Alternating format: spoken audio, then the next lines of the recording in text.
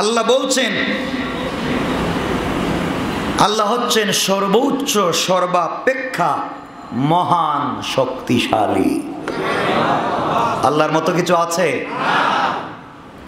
এটা হচ্ছে আয়াতুল কুরসি।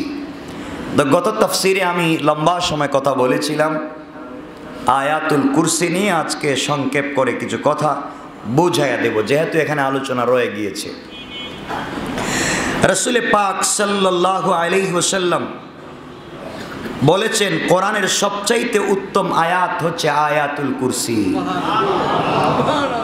উবাই ইবনে কাব রাদিয়াল্লাহু তাআলা আনহুকে রাসূল পাক জিজ্ঞাসা করেছিলেন, উবাই বলো তো কোরআনের সবচাইতে বড় এবং গুরুত্বপূর্ণ আয়াত কোনটি? উবাই ইবনে কাব বলছেন, ইয়া রাসূলুল্লাহ, সেই আয়াত হচ্ছে আয়াতুল কুরসি। নাসাই শরীফের এক বর্ণনায় পাওয়া যায়, রাসূল আকরাম সাল্লাল্লাহু আলাইহি ওয়াসাল্লাম ইরশাদ করেছেন, যে ব্যক্তি প্রত্যেক ফরজ নামাজের পরে আয়াতুল কুরসি পাঠ করবে তার জন্য জান্নাতে প্রবেশের পথে একমাত্র মৃত্যু ছাড়া আর কোনো অন্তরায় নাই। যেই ব্যক্তি আয়াতুল কুরসি তেলাওয়াত করবে জান্নাতে ওই ব্যক্তি যেতে হলে শুধু মৌতটাই বাকি।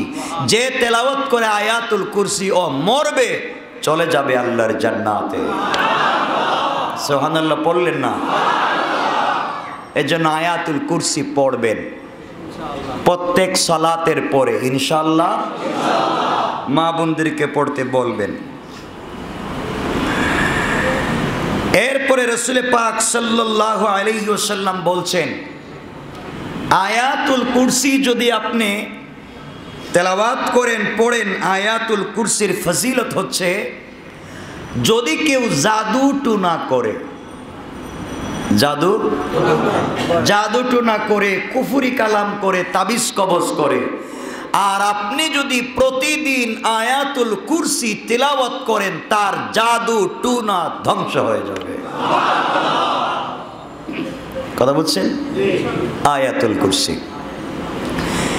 কেউ যদি কার বদনাম করে, গীবত শিকায়ত করে, সমালোচনা করে, আপনি আয়াতুল কুরসি পড়বেন, আল্লাহ তার জবানে রূপ দিয়ে দিবেন, আর আল্লাহ আপনাকে তার জিম্মাদারিতে নিয়ে নেবেন। আল্লাহু আকবার। আয়াতুল কুরসি। আপনি যদি আয়াতুল কুরসি তেলাওয়াত করেন, আপনার দোকানে বসে যদি আপনি প্রতিদিন শাটার খুলে, গেট খুলে, দরজা খুলে আয়াতুল কুরসি পড়েন, আপনার দোকানে কোনোদিন চুরি ডাকাতি হবে না। আপনার বাড়িতে যদি চোর ডাকাত ঢুকে যাওয়ার সম্ভাবনা থাকে, আপনি শুধুমাত্র কেবলমাত্র আয়াতুল কুরসি তেলাওয়াত করবেন, আল্লাহ আপনার ঘরকে হেফাজত করার জন্যে দুইজন ফেরেশতা আপনার ঘরের দরজায় দারোয়ান বানাইয়া রেখে দিবে। কথা কি বুঝাইতে পারতেছি? এই জন্য আয়াতুল কুরসি বেশি বেশি পড়া যাবে তো ইনশাআল্লাহ। আর অনেক ফজিলত, গত তাফসিরে অনেক কিছু বলে ফেলেছি। সবথেকে বড় ফজিলত হচ্ছে, আপনি যদি আয়াতুল কুরসি পড়েন, মৃত্যুর সময় আপনার কোনো আযাব কষ্ট হবে না। মৌতের সময় সকলেরই কম বেশ কষ্ট হয়।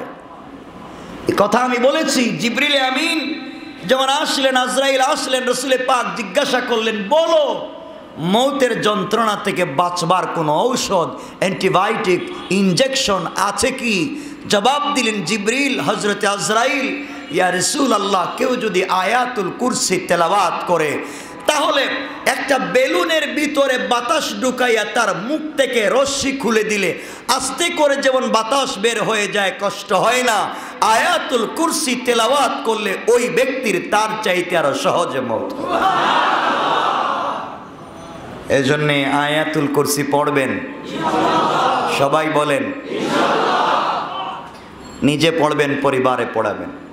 ঘরের ভিতরে রিজিক নাই, সন্তান আপনার কথা শোনে না, বেআমল হয়ে গেছে, আপনি সন্তানকে আয়াতুল কুরসি শিক্ষা দেন, এই সন্তান আল্লাহর পরিচয় লাভ করবে।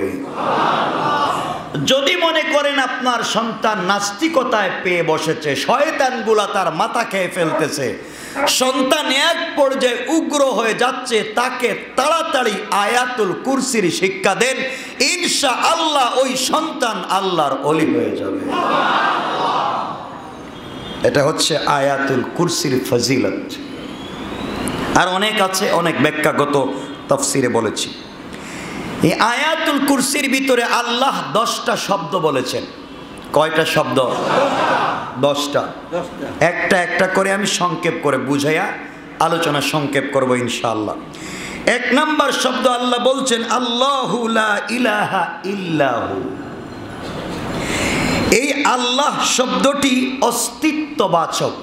এর অর্থ হচ্ছে আল্লাহ হচ্ছেন সেই সত্তার নাম যা সকল পরাকাষ্ঠার অধিকারী।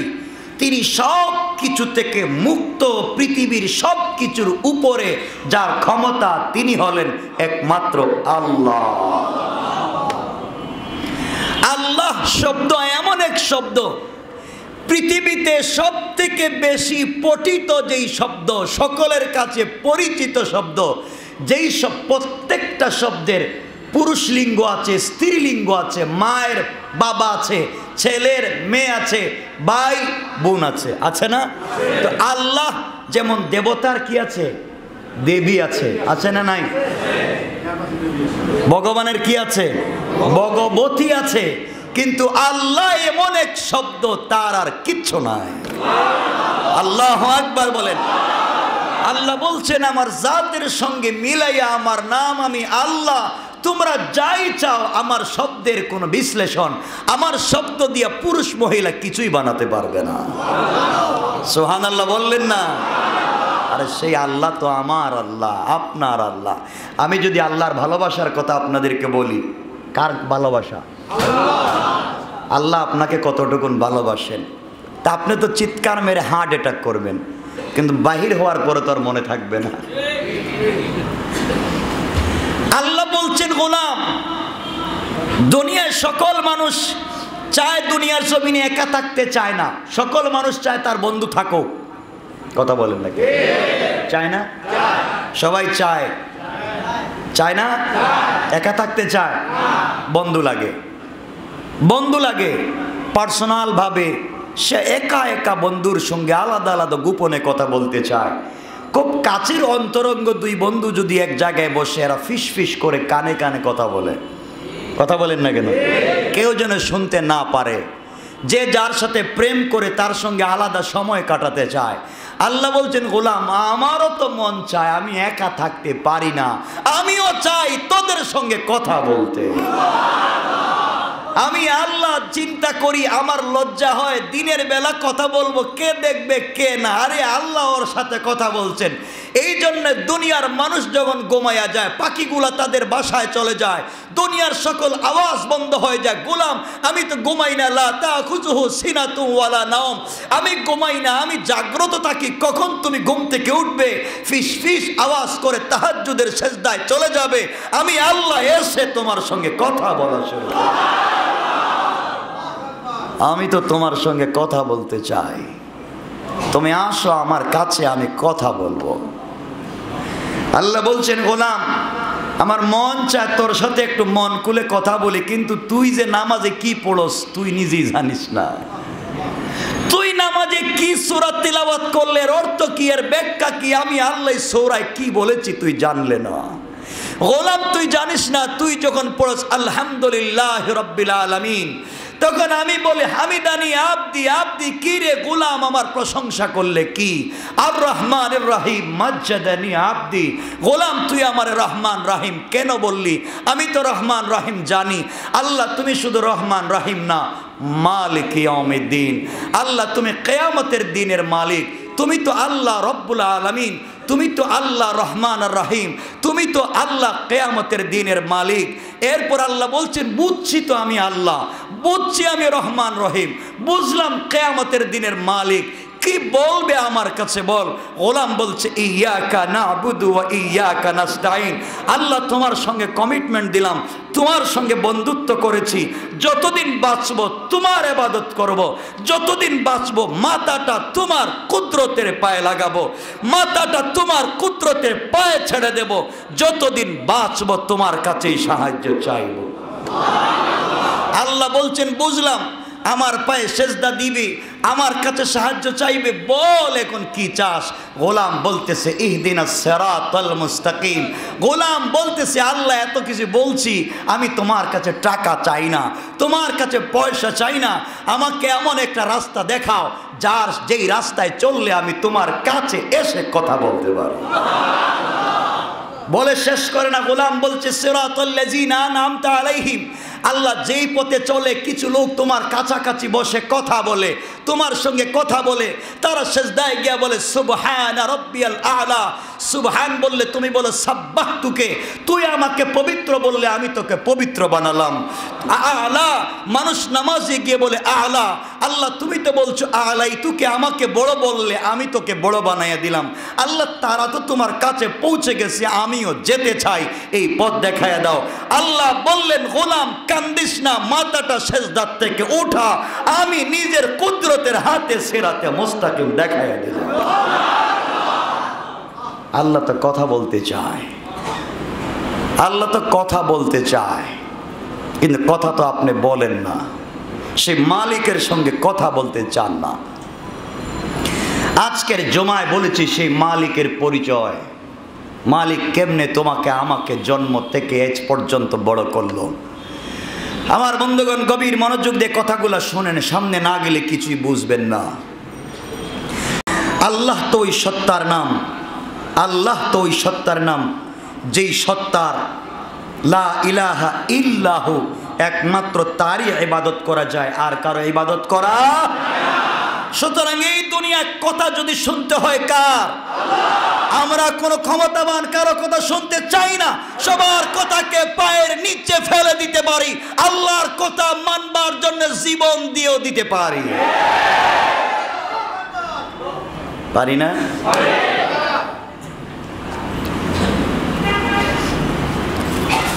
এক নাম্বার পাওয়ার হচ্ছে আল্লাহ, দুই নাম্বার বাক্য হচ্ছে আল হাইয়ুল কাইয়্যুম। হাই শব্দের অর্থ জীবিত। আল্লাহর নামের সাথে এই নামটি ব্যবহার করেন আল্লাহ কেন? আল্লাহ হচ্ছেন সর্বদা জীবিত, সর্বদা বিদ্যমান, মৃত্যু তাকে কখনো স্পর্শ করতে পারবে না। আল্লাহ কাইয়্যুম এমন একটা অর্থে ব্যবহৃত হয় যিনি অল টাইম বিদ্যমান। মনে রাখবেন আপনি বাথরুমে, আল্লাহ আপনাকে দেখতেছেন।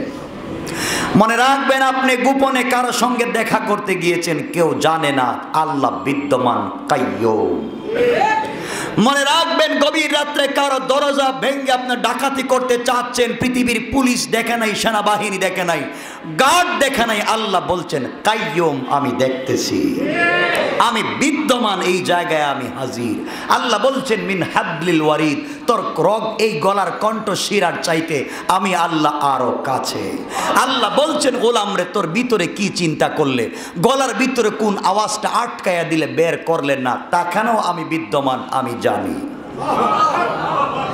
আল্লাহ বলছেন তিনি কাইয়্যুম। এরপরে এই শব্দের ব্যাখ্যায়, এজন্য কাউকে যদি শুধু কাইয়্যুম কেউ ডাকে চরম গুনাহগার হবে, তাকে ডাকতে হবে আব্দুল কাইয়্যুম। কে ডাকতে হবে? কারো কারো মতে এই হাইয়ুন কাইয়্যুম এটা ইসমে আজম। আজকে বলে দিলাম, ব্যাখ্যাটা হচ্ছে আলীর রওয়ায়াত। হযরত আলী রাদিয়াল্লাহু তাআলা আনহু বলেন, আমি বদরের যুদ্ধে একবার চেয়েছিলাম যে আজকে আমাদের কাছে 3টা তরবারি, তাদের কাছে 1000-1100 তরবারি, আমরা কেমনে যুদ্ধ করব। দেখি তো নবীজি কি করতেছেন, দেখে আসি। 3টা মাত্র তরবারি, 1-2টা মাত্র গুড়া, এদের বিরুদ্ধে কেমনে যুদ্ধ করে আমরা পারবো, দেখি তো রসুল কি করতেছেন। হযরত আলী বলেন আমি গেলাম রসুলের রুমে, গিয়ে দেখলাম নবীজি সিজদায় পড়ে বলতেছেন ইয়া হাইয়ু ইয়া কাইয়ুম। নবীজি শুধু বলতেছেন ইয়া হাইয়ু ইয়া কাইয়ুম, আর আমার মনে হচ্ছে আল্লাহ ঠাস ঠাস করে কথা বলতেছে। এই জন্য আলী বলছেন আমার মন বলছে ইসমে আজম বলতে হাইয়ুন কাইয়ুম। এই জন্য আপনাদেরকে আমরাও বলি বিপদে পড়লে শুধু বলবেন ইয়া হাইয়ু ইয়া কাইয়ুম, ইয়া হাইয়ু ইয়া কাইয়ুম। এর চাইতে উত্তম শব্দ আর নাই। ও চিরঞ্জীব, ও চিরঞ্জীব আপনি তো মরেন না, ও কাইয়ুম আপনি তো বিদ্যমান। দেখতেছেন আমি কত কষ্টে আছি, দেখতেছেন আমি মজলুম, আপনি আমাকে বাঁচান। আল্লাহ বলছেন কেউ যদি হাইয়ুন কাইয়ুম বলে ডাক একবার মাত্র দে, কথা শেষ করতে পারবে না, আমি আল্লাহ হাজির হয়ে যাই। এই জন্য এই বাক্যটা 2 নম্বর। কয় নম্বর বলছি?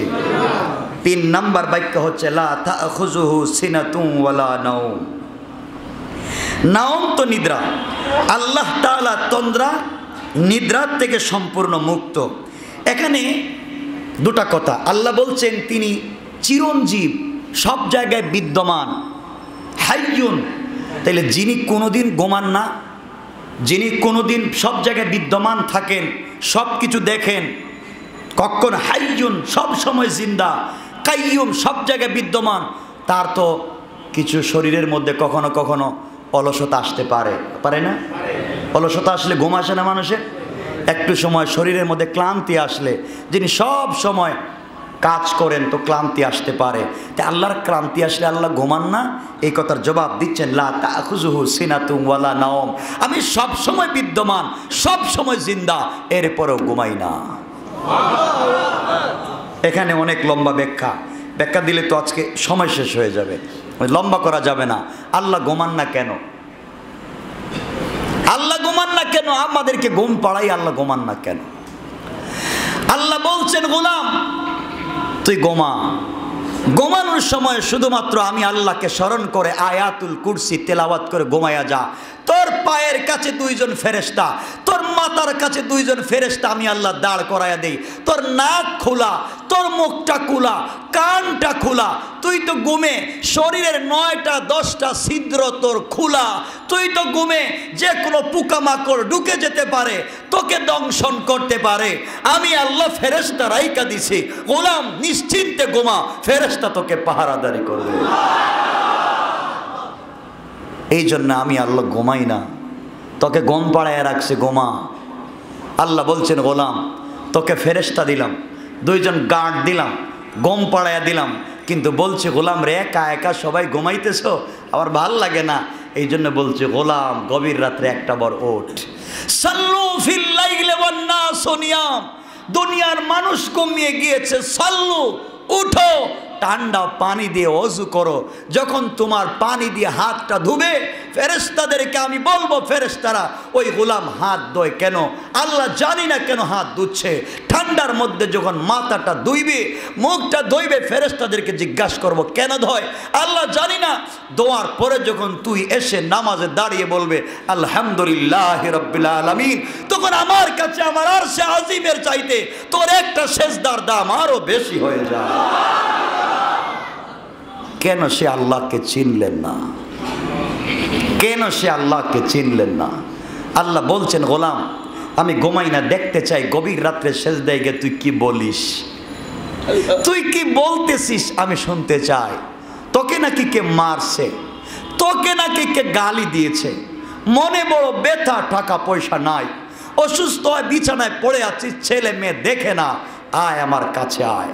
আমি আল্লাহ কথা দিলাম সবাই তোকে ফেলে দিতে পারে, কারণ কেউ জানে না তোকে কেমনে সৃষ্টি করা হয়েছে, কেউ জানে না তোকে কেমনে পৃথিবীতে আনা হয়েছে। এই জন্য তোর কদর তাদের কাছে নাই। আমি আল্লাহ বড় মেহনত করে কষ্ট করে ফেরেশতার পরে ফেরেশতা দিয়া বাবার পিঠ থেকে মায়ের গর্ভে, মায়ের গর্ভ থেকে দুনিয়ায় এনে তোর জবানে কথা বলা জারি করেছে গোলাম। তোকে রক্ত মাংস গোশত হাড্ডি দিয়া জবান দিয়ে কথা বলার শক্তি দিয়েছি। আমি জানি আমার কত মেহনত তোর পিছনে। কেউ যদি তোকে মনে রাখে, আমি আল্লাহ মনে রাখবো। একটা বার তুই জবান দিয়ে আমাকে ডাক দিয়া বল আল্লাহ। এই জন্য আল্লাহ বলছেন গোলাম আমি ঘুমাই না। আল্লাহ বলছেন আমি ঘুমাই না।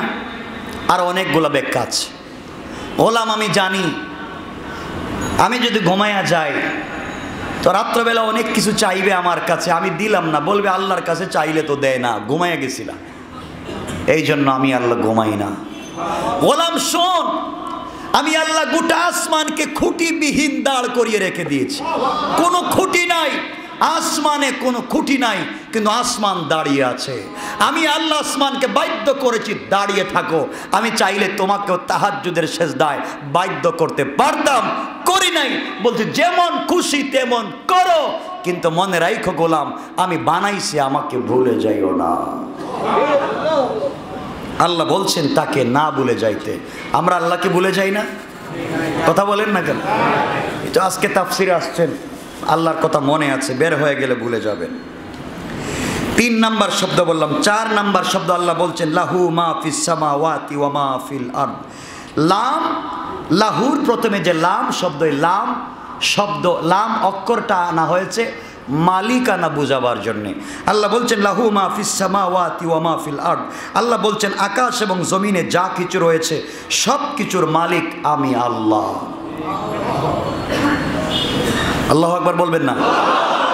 আমি আল্লাহ মালিক। কাকে কখন দিব আমি জানি, কিন্তু গোলাম জানিস না তুই এই দুনিয়ায় যা কিছু আছে আমার কাছে সরিষার দানা পরিমাণ কোনো মূল্য নাই। এটা মূল্যহীন দুনিয়া। মাছির একটা পশমের মূল্য আমার কাছে দুনিয়ার নাই। আল্লাহ বলছেন গোলাম রে, এই দুনিয়ার মূল্য যদি আমার কাছে একটা মাছির টয়লেট পরিমাণ মূল্য যদি আমার কাছে থাকতো, আমি আল্লাহ একটা কাফের বেঈমানকে খাইতে দিতাম না। তা আমার কাছে এটার মূল্য নাই। খা, যা পারিস খা, যা পারো খাও, যা পারো ধুমধাম করো, কিন্তু আশা লাগবে আমার কাছে। আমার কাছে দুনিয়ার দাম নাই। রাসূল পাক বলছেন আর দুনিয়া জিফা, দুনিয়া হচ্ছে মরা অসম্পূর্ণ একটা ছাগলের বাচ্চা। আল্লাহ রাসূল বলছেন আর দুনিয়া জিফা, এই দুনিয়া হচ্ছে মরা অসম্পূর্ণ একটা ছাগলের বাচ্চা। ও তালিবুহা কালাব, আর যারা অন্বেষণ করে তারা কুকুর।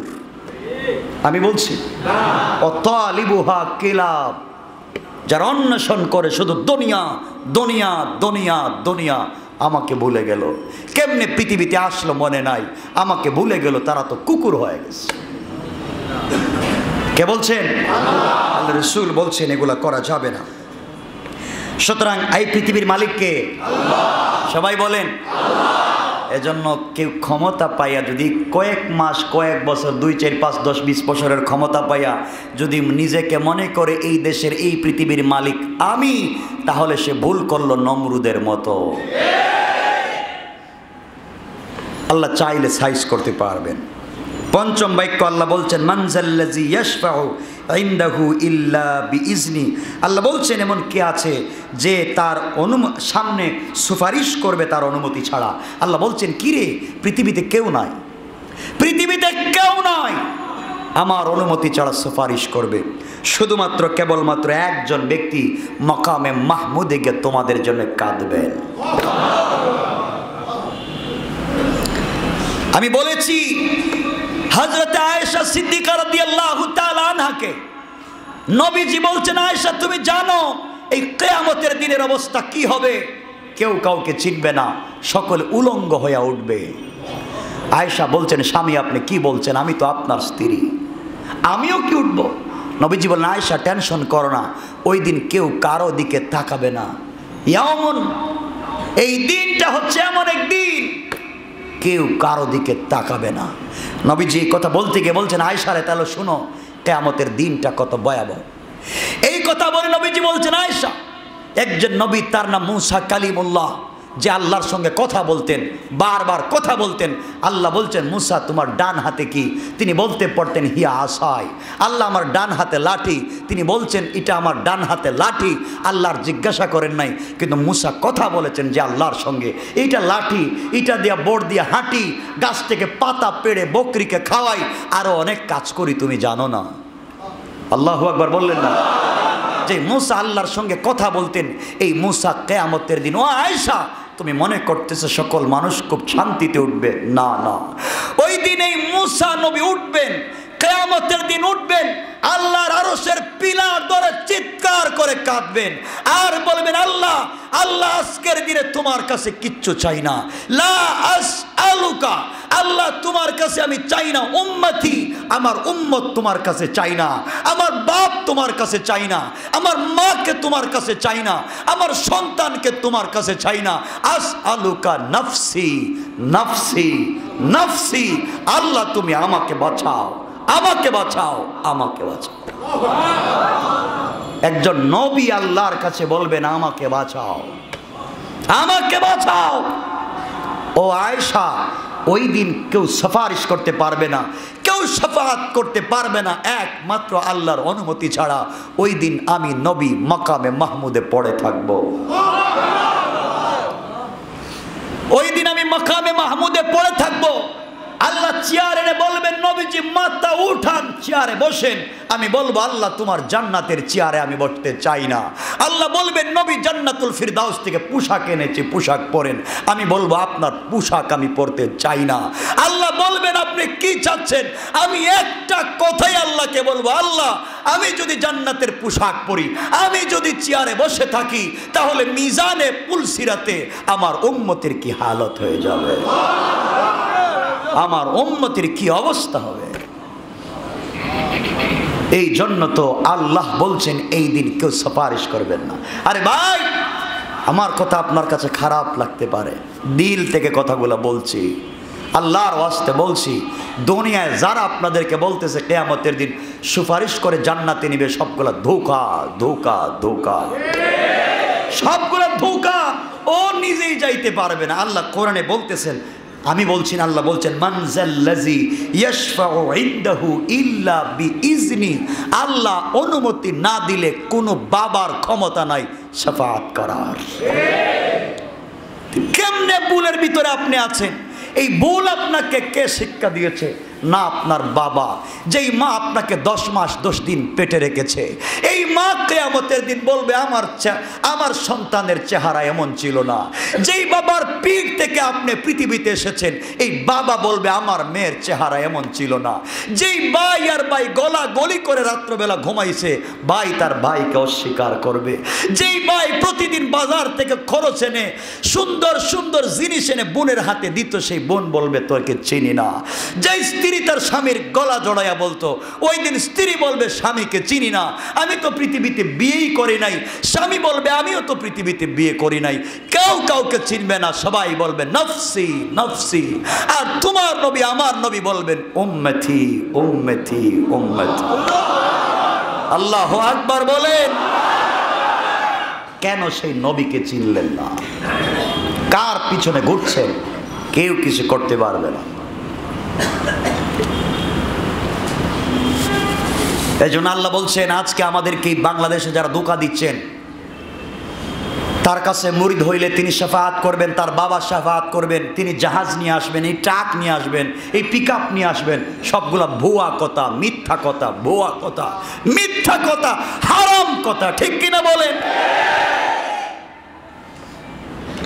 আল্লাহ কোরআনে বলছেন, কেউ পারবে না। এরপরে যদি আপনাদের বিশ্বাস না হয়, এত কাছে থেকে আমি আল্লাহর কাছে বলেছি, আল্লাহ আমি প্রতিদিন আল্লাহর কাছে বলি, আল্লাহ তুমি আমার জবান দিয়ে এমন কথাগুলো বের করে দিও, আমি যেন স্পষ্ট করে তোমার গোলামদেরকে বুঝাতে পারি যে তুমি কেমন আল্লাহ। আমি যেন বুঝাতে পারি তোমার পরিচয়টা, আমি যেন বুঝাতে পারি তোমার রসুল তাদের জন্য কত কষ্ট করেছেন। আমি আর কিছুই চাই না। এই জন্য দিল থেকে কথাগুলো বুঝাতে চাচ্ছি। কষ্ট করে বুঝেন, আর মরার আগে চিন্তা করে কবরে যান। 5 নম্বর বাক্য, মানজাল্লাযী ইয়াশফাউ ইনদাহু ইল্লা বিইজনি। পৃথিবীর কেউ শাফাআত করতে পারবে না, পারবে না। কোনো সন্দেহ আছে? একজন ভাই থাকলে দাঁড়াইয়া বলেন, আপনার সন্দেহ আছে, আপনার পীর সাহেব শাফাআত করতে পারবেন? পারবেন? পারবেন কেউ? আল্লাহর কসম করে বললাম, আল্লাহ অনুমতি না দিলে কোনো পয়গম্বর কথা বলবেন না। এই শাফাআতের কথা আসলে তো অনেক কথা। আমরা কিয়ামতের দিন দৌড়াবো, আদমের কাছে গিয়ে বলবো, আব্বা জান আপনি না আমাদের বাবা, আপনার কারণে আমরা পৃথিবীতে গিয়েছি, আপনি আল্লাহর কাছে একটু সুপারিশ করেন আমাদের জন্য। শুনেন কোরআনের কথা, আদম বলবেন মাফ চাই, আমার চেহারা নিয়ে আল্লাহর সামনে দাঁড়াতে পারবো না। আরে ভাই, তোমার জন্য আমার জন্য তো তোমার বাবা আদম আল্লাহর সামনে যাইতে চাচ্ছেন না, তোমার পিরসাব যাইবেন কেমনে? কে চিনে তোমার পিরসাব? কে চিনে তোমার পিরসাবকে কিয়ামতের দিনে? সবাই মিলে যাবেন হযরত ইব্রাহিম ও খলিলুল্লাহর কাছে। ইব্রাহিম, আপনি আল্লাহর কাছে একটু বলেন। ইব্রাহিম বলবেন আমিও পারবো না, আমিও পারবো না, আমার কাছে তোমরা আইসো না, টেনশনে মাথা খারাপ, ভিতরের ভয় হচ্ছে, আল্লাহ আমার সঙ্গে আজকে কি ব্যবহার করবেন জানি না। কে ভুলে রাখতেছে আপনাদেরকে? কে ভুল বুঝিয়ে রাখছে আপনাদেরকে? মানুষ পাগলের মতো দৌড়াইয়া যাবেন হযরত মূসার কাছে। মূসা কালিমুল্লাহ, আপনি তো দুনিয়া আল্লাহর সঙ্গে কথা বলেছেন, আজকে আমাদের জন্য একটু আল্লাহর সঙ্গে একটু কথা বলেন, আমরা বড় বিপদে, বিচার কার্য হচ্ছে না। মূসা বলবেন মাফ চাই, মাফ চাই। আমি যদি আল্লাহর কাছে যাই তোমাদের ব্যাপারে কথা বলতে, আর আল্লাহ যদি বলেন মূসা তোমার জিন্দেগির হিসাব দাও, আমি মূসা বিপদে পড়ে যাব, তোমরা আমার কাছে আইসো না। মানুষ কিয়ামতের মাঠে পরিশান, আমিও থাকবো পরিশান, তোমার পিরসাবও থাকবেন পরিশান। আমি যেমন থাকবো পরিশান, তোমার পিরসাব থাকবেন পরিশান। তোমার পিরসাব আলাদা কোনো জায়গায় থাকতে পারবেন না। কেন বুঝো না? আমিও চাইলে নারিন্দা খানকা একটা খুলতে পারতাম, আর না হলে ঢাকা শহরে 2-5 লাখ মুরিদ পাইতাম। কথা বলেন না কেন? বহুত ভালো করতে পারতাম, গোটা বাংলাদেশ সফর করি, যে ডিস্ট্রিক্টে যাইতাম একটা খানকা করে আসতে পারতাম। এমন মানুষ মহব্বত করে কলিজা বের করে দিতে চায়, মানুষ আছে এই দুনিয়ায়, কিন্তু আমি জানি এটা ধোঁকা, ধোঁকা। মৃত্যুর পরে আমিও জানি না আমার কি হবে, পাবলিকরে আমি কি করব, আমি জানি না আমার কি হবে, আমি পাবলিকের বুঝালে যাই মুখই। কথা কি বুঝাইতে পারতেছি আজকে? শোনেন কথাগুলা দিল দিয়ে শোনেন। সবাই যাবে ঈসার কাছে, ঈসা রুহুল্লাহ, আপনি একটু কথা বলেন। ঈসা বলবেন তোমরা আমার কাছে আইসো না রে, আমার দুনিয়া আমি আসার পরে এই খ্রিস্টান আর ইহুদিরা আমাকে আল্লাহর ছেলে বানাইছে, কোন বিপদে আছি, তোমরা আমার ধারে কাছে আইসো না। সবাই যখন পেরেশান, লক্ষাধিক নবী, 1,24,000 অথবা 2,24,000, একজন নবী তোমার আমার জন্য সুপারিশ করবেন না। কোন বিবেকে তুমি বলছো তোমার পিরসাব করবেন? কোন বিবেকে বলো তোমার পিরসাব করবেন? কেন কথাগুলো বুঝো না? আমি কাউকে কষ্ট দেই না, আমাকে যা পারেন গালি দেন, আমার বিরুদ্ধে ঝাড়ু মিছিল আর জুতার মিছিল করেন, আমার কাফের গালি দেন, কিন্তু দিল থেকে এই কথাগুলো বলে যাচ্ছি আপনাদেরকে, মনে রাখবেন, মরে গেলেও মনে রাখবেন।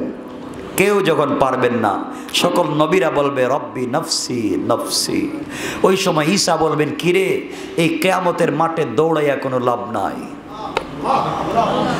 আমাদেরকে ঈসা বলবেন কিয়ামতের মাঠে দৌড়াইয়া লাভ নাই, একটু সামনের দিকে যাও, মাকামে মাহমুদে গিয়া দেখো আখেরি নবী সিজদায় পড়ে উম্মতি উম্মতি বলতেছেন।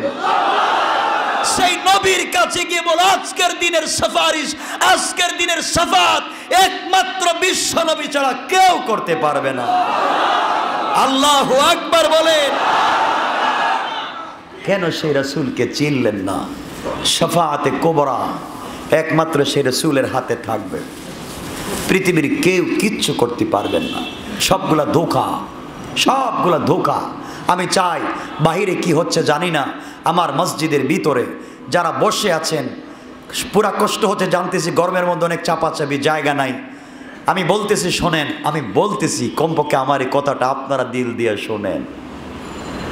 কেউ নাই, কেউকে পাইবেন না কিয়ামতের দিনে। সুতরাং আল্লাহ বলছেন মানজাল্লাযী ইয়াশফাউ ইনদাহু ইল্লা বিইজনি, আমার অনুমতি ছাড়া কেউ কথা বলতে পারবেন না। ওই দিন মাকামে মাহমুদে থাকবেন একমাত্র বিশ্বনবী, তিনি ছাড়া আর কেউ কথা বলতে পারবেন না। এমন সময় আমার নবী মাকামে মাহমুদে সিজদায় পড়ে যাবেন, আল্লাহর কাছে চিৎকার করে কাঁদতে থাকবেন। আল্লাহ বলবেন বন্ধুরে তুমি মাথা উঠাও, তোমাকে দুনিয়ায় অনেক কাঁদাইছি, তায়েফের মাঠে 3 বার রক্তাক্ত করেছি, অহুদের মাঠে শরীর থেকে রক্ত ঝরেছে, মাথায় কোড়া ঢুকেছে, দান শহীদ করেছো, মা হারাইছো, বাবা হারাইছো, জীবনে বাবাকে দেখো নাই, চাচাকে হারাইলা, দাদাকে হারাইলা, খাদিজাকে হারাইয়া বড় কষ্ট পেয়েছিলা। কত না কষ্ট করেছো, মানুষ তোমাকে মারছে, পিঠের মধ্যে বসন্তের দাগ হয়ে গিয়েছিল। শুধুমাত্র বসন্তের দাগ না, পাথর দিয়ে যে পাবলিক পিটাইছিল। নবীরে আজকের দিনে মাকামে মাহমুদে পড়ে কান্না করার দরকার নাই। কি চাও তুমি বলো, একটা বার মাথা উঠাও, আমি কথা দিলাম কারো কথা যদি না শুনি তোমার কথার মাধ্যমে বিচার শুরু করে দেব। সে রসুলকে চিনলেন না, সেই রসুলকে চিনলেন না।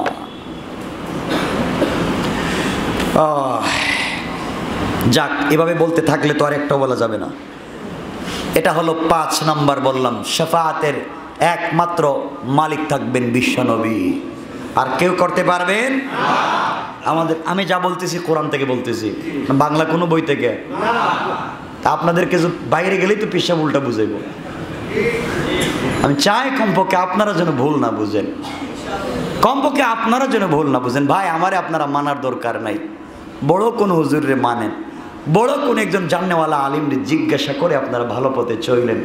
এরপরেও আমার দায়িত্ব ছিল আপনাদের কাছে পৌঁছে দেওয়া। আমি বাল্লিগু আন্নী ওয়ালাউ আয়া, একটা আয়াত হলেও পৌঁছায়া দাও, যতটুকুন আমার জানা আমি পৌঁছে দিচ্ছি, আমি পৌঁছে দিচ্ছি। 6 নাম্বার আল্লাহ বলছেন ইয়ালামু মা বাইনা আইদিহিম ওয়া মা খালফাহুম। আল্লাহ তাআলা বলছেন সামনে পিছনে যা আছে যেমন তিনি জানেন, দৃশ্য অদৃশ্য যা আছে সবকিছু তিনি জানেন। এজন্য আগামীতে কি ঘটবে এই বাংলাদেশে জানেন কে? কে জানেন? মনে রাখবেন 2022, 23, 24, 25 এই সালগুলো হচ্ছে ইসলামী হুকুমত কায়েম হয়ে যাবে ইনশাআল্লাহ। মনে রাখবেন কথাগুলো, কথা শোনেন, আমার কথা শোনেন, দিল দিয়ে শোনেন, যা বলতে চাচ্ছি কথাগুলো দিল দিয়ে শোনেন, মনের ভিতরে বসায়া দেন। আগামীর দিন ইসলামের দিন, আগামীর দিন দিন বিজয়ের দিন, আগামীর দিন খালিদ, ওমর, আলী, তলহা, জুবাইরের মতো যুবক রাস্তায় দাঁড়িয়ে গলা, জিহ্বা, বুক টান করে দাঁড়িয়ে বলবে গুলি করো, সাহস থাকবে না, দিন কায়েম হয়ে যাবে। দোয়া শুধু চিন্তা করেন এই দিন সামনে, এই দিন সামনে। শুধুমাত্র কেবলমাত্র আপনাকে বলছি আল্লাহকে চিনেন, রাসূলের পথে চলেন, আর কিচ্ছু লাগবে না। তারাক্তু ফিকুম আমরাইন লান তাদিল্লু মা তামাসসাকতুম বিহিমা কিতাবাল্লাহি ওয়া সুন্নাত রাসূলি। আল্লাহর রাসূল বলছেন আমি তো মরে যাচ্ছি, পৃথিবীতে কিচ্ছু রেখে যেতে পারলাম না, তোমাদের কাছে 2টা জিনিস রেখে গেলাম, বুকের সঙ্গে কলিজার সঙ্গে বেঁধে রাখো, তোমরা পথভ্রষ্ট হবে না। একটা আল্লাহর কালাম তেলাওয়াত করা আল্লাহর কোরআন, আর একটা হচ্ছে আমার সুন্নাহ। 2 জিনিসকে ধরো, দুনিয়ায় সাকসেস, ইন্তেকালের পরে জান্নাত। ইয়ালামু মা বাইনা আইদিহিম ওয়া মা খালফাহুম। সামনে যা আছে জানেন কে? পিছনে যা আছে জানেন কে? অদৃশ্য যা আছে জানেন কে? আমি বুঝে শুনেই বলছি 2022, 23, 24, 25 এই সালগুলো ইসলামের। ইসলামের উপরে যেভাবে আঘাত আসতেছে, মুসলমানরা যেভাবে ধৈর্য ধারণ করতেছে, সেটা মনে হচ্ছে রসুলের মক্কি জীবন চলছে। মক্কায় রসুল মায়ের খাইছেন, পিঠে আঘাত খাইছেন, পিঠ খালি হয়ে গেছে পাথরের আঘাতে, বুকে আঘাত পেয়েছেন, মাথায় নাড়ি বুড়ি ফেলে দিয়েছেন, কথা বলতে পারেন নাই। আল্লাহ বলছেন কষ্ট করেন, হিজরত করে মদিনায় যান। নবীজি মদিনায় গিয়েছেন, আল্লাহ বলছেন ইন্না ফাতাহনা লাকা ফাতহাম মুবিনা, আর কষ্ট করতে হবে না, বিজয়ের দিন চলে এসেছে। বীরের বেশে, বিজয়ী বেশে, নেতৃত্ব হাতে নিয়ে আপনি মক্কায় যান, এই দিন সামনে ইনশাআল্লাহ। শুধু ইস্তেকামত থাকতে হবে দ্বীনের উপরে, পারবেন তো ইনশাআল্লাহ। 6, 7 নম্বর আল্লাহ বলছেন ওয়ালা ইউহিতুনা বিশাইইম মিন ইলমিহি ইল্লা বিমা শা। আল্লাহ বলছেন মানুষ এবং সমগ্র সৃষ্টির জ্ঞান আল্লাহর জ্ঞানের একটি অংশ বিশেষকেও পরিবেষ্টিত করতে পারে না। আল্লাহ বুঝাতে চাচ্ছেন পৃথিবীতে যত জ্ঞান দিয়েছেন এই জ্ঞান গোটা দুনিয়ায় মানুষ, জিন্নাত, ইনসান, পশু, পাখি সকলকে আল্লাহ যত জ্ঞান দিয়েছেন সকল জ্ঞান আল্লাহর জ্ঞানের কাছে সরিষার দানার চাইতেও ছোট। তাইলে আপনি আপনার জ্ঞান দিয়ে অ্যাটম বোম বানাচ্ছেন, যে জ্ঞান সরিষার চাইতে ছোট। আপনার জ্ঞান দিয়ে আপনি বিমান বানাচ্ছেন, এই জ্ঞান আল্লাহর কাছে সরিষার দানার চাইতে ছোট।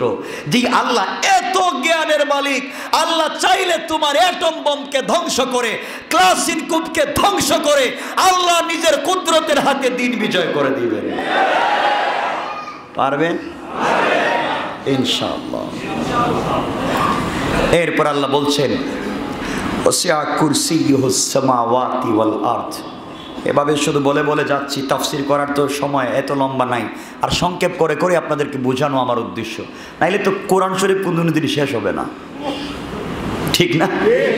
আল্লাহ বলছেন ওয়াসিআ কুরসিয়ুহুস সামাওয়াতি ওয়াল আরদ, তার কুরসি এত বড় যার মধ্যে 7 আকাশ 7 জমিন সব কিছু আল্লাহর কুরসির সামনে মনে হয় একটা ডিম। এটা যেন আল্লাহর চেয়ার আর পৃথিবী যেন এখানে ডিম। সুবহানাল্লাহ বললেন না? আল্লাহ বলছেন আমার নবীকে বন্ধু, তোর সঙ্গে বন্ধুত্ব করছি আমি। সকল নবীরা চাইছেন আমার সঙ্গে সম্পর্ক করতে, আর আমি চাইছি তোমার সঙ্গে সম্পর্ক করতে। দেখবেন কিছু মানুষ কারো সঙ্গে সম্পর্ক করতে চায়, সে পাত্তা দেয় না, আর যে পাত্তা দেয় তার সঙ্গে সম্পর্ক করে না। আল্লাহ বলছেন বন্ধুরে, কত পাবলিক, কত মানুষ, কত পয়গম্বর চাইলেন আমার সঙ্গে বন্ধুত্ব করতে, পাত্তাই দিলাম না, আর আমি আল্লাহ নিজে তোমার সঙ্গে বন্ধুত্ব করতে চাই। আল্লাহু আকবার বললেন না? বন্ধু তোমার সঙ্গে তো এমন বন্ধুত্ব করেছি, বন্ধুত্ব করে জান্নাত দিলাম, বন্ধুত্ব করে মিজানের টাইমে আপনাকে শাফাআতের সুযোগ দিলাম, বন্ধুত্ব করে আপনার কাছে হাউজে কাউসার দিলাম, বন্ধুত্ব করে কিয়ামতের দিনে জাহান্নামের গেটে দাঁড়িয়ে সুপারিশ করার সুযোগ দিলাম, বন্ধুত্ব করে যাকে মন চায় তাকে জান্নাতে নেওয়ার সুযোগ দিলাম, বন্ধুত্ব করে জান্নাত, আরশ, কুরসি, লৌহ, কলম সব জায়গায় তোমাকে দিলাম, যেখানে আমার নাম ওখানে তোমার নাম। বন্ধু আল্লাহু আরশে ইস্তাওয়া, আমি একটা চেয়ারে বসেছি, পারলাম না এই চেয়ারটা তোমাকে দিতাম, এই চেয়ারে আমি আল্লাহ বসেছি আর সব কিছু তোকে দিয়ে দিলাম। বন্ধু আমি একটা চেয়ারে বসি, আল্লাহু আরশে ইস্তাওয়া, আল্লাহ তো আরশের উপরে আছেন, আমি একটা চেয়ারের উপরে আছি, এই চেয়ারটা আমি বসে আছি। বন্ধু আমি জাত, ইজ্জত, জাবারুত সব কিছুর কসম, আমি চেয়ারে যদি না থাকতাম এই চেয়ারটাও দিয়ে দিতাম। এই চেয়ারটা আমার, কারণ আমি গোটা দুনিয়া সৃষ্টি করেছি, আমি সৃষ্টি করেছি বিদায় চেয়ারটা আমার, এই জন্য বসে আছি, আর যা কিছু আছে সব তোমাকে দিলাম। সেই নবীকে চিনলেন না, সেই নবীকে চিনলেন না। আমিও কথা বলা চেঞ্জ করে দিয়েছি, শুধুমাত্র দিলের ভিতরেই ভয়। নবীজি মানুষের কাছে মাওয়াইজে হাসানা বলে বলেই মানুষকে দ্বীনের পথে নিয়ে এসেছেন। আমিও চাই আপনারা আসেন, আমরা একসাথে জান্নাতে যাই, চাই না? আমরা একসাথে কিয়ামতের দিনে ওই দিন দেখা হয়ে যাবে, আপনি বলবেন ভাই আপনি না তাফসিরে ছিলেন, ও বলবে ভাই আপনারা ছিলেন, আসেন আসেন আমরা একসাথে যাই। সুবহানাল্লাহ বলেন। আমরা একসাথে যেতে চাই, চাই না? আমরা সবাই বলেন চাই না? একটু হাত উঠে বলেন চাই না?